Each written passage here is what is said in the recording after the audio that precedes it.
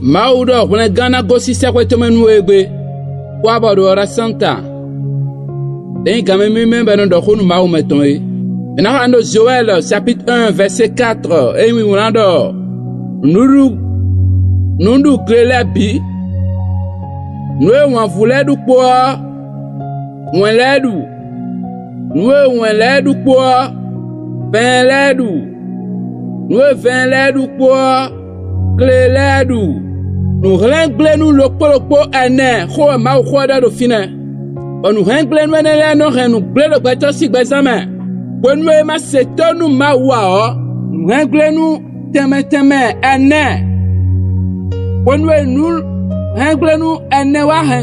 nous ble le bato le si bezama ne beton kanati fine wa anamo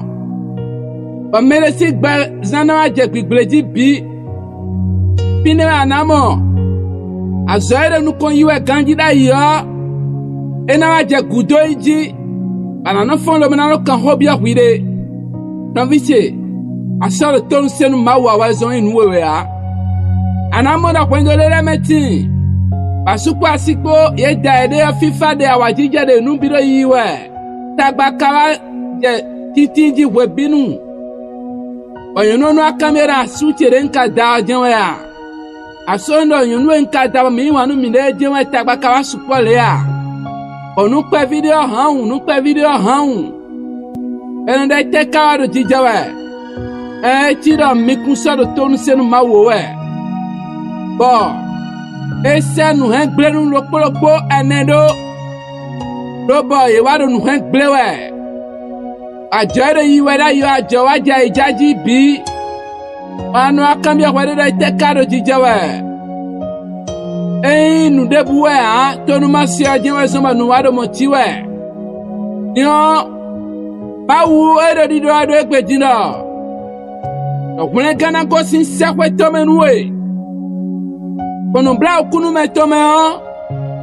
eda nuwe ko renu glo nuwe le nuwe ko glo do bezan tome le nuwe ko glo do kwendo tome le nuwe ko glo da zo tome le ajo tome le mina suwa khotonwe do egbe do amiro fide bude ade yo eda gbonu bla okunu me mi tome o mina suwa khonwe mina don fifa kwendo tome mina don nu ko yi wanwe eda restauration na gbon fibi nuwe do bezan tome un khoda no me todo mi wa sensanti do fi debu de ade yo undo onu bla kunu ma utome yo enan swa khonwe no eko blenwe de presento mele enan swa khotonwe do Jesus in come ajoto eko da ijawe o petele komona ekovo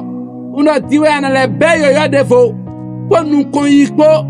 bi fani pwedowe awajije ni tinwe do Jesus in come mi khoda de ami